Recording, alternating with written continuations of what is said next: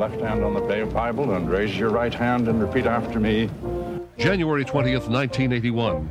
As Ronald Reagan was sworn in as the new President of the United States, the 52 Americans who had been held hostage as political prisoners in Iran were set free after 444 days in captivity. And will, to the best of my ability, Preserve, protect, and defend preserve, protect, and defend the Constitution of the United States. the Constitution of the United States. So help you God. So help me God. The hostages had been held in Iran since November 1979, shortly after the Muslim leader, the Ayatollah Khomeini, led a fundamentalist revolution, turning Iran into a Muslim state. A group of his followers attacked the American embassy and took 52 of its occupants hostage. Even though Khomeini did not directly hold the Americans hostage, he certainly used their incarceration to garner world attention for his cause and as leverage with the United States. Khomeini believed America and the West to be the greatest enemies of his Muslim nation. In America, the hostage crisis proved to be President Jimmy Carter's most perplexing problem and hovered over his re-election bid in 1980. His inability to gain the release of the 52 Americans and a failed military rescue attempt contributed to his election defeat. BBC reporter Gavin Hewitt filed this report from Tehran. In the past, the students have threatened to kill the hostages if the Americans embarked on any military action. But there is undisguised delight here at the American failure, and the resolve of the militants has been strengthened. Once again, there is talk here of putting the hostages on trial and delaying their eventual release. Through negotiations in Carter's last days, the Iranians agreed to release the hostages when new President Reagan took the oath of office.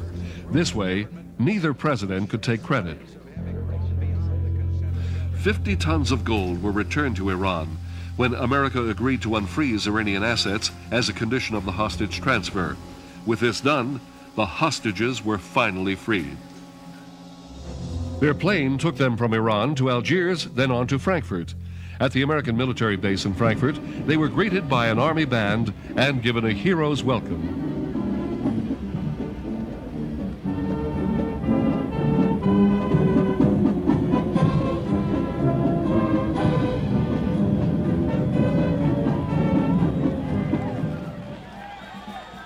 Finally, they boarded one last plane for the trip home.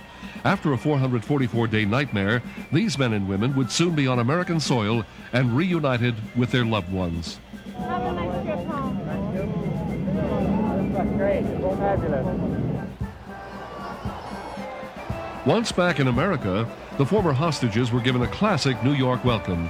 A giant ticker tape parade was held in their honor. The celebration was planned by the outspoken mayor of New York City, Ed Koch. When the State Department tried to discourage the mayor from hosting such a parade, Koch replied that he would have a parade even if only one freed hostage attended. New Yorker Barry Rosen said he'd be there, and 21 others joined the parade. Tens of thousands turned out in the 20-degree weather to welcome the ex-hostages home. The drama of the American hostage crisis not only brought down a presidency, but it also held a nation hostage. On January 20th, 1981, far more than the 52 Americans gained their freedom, all of America felt free again.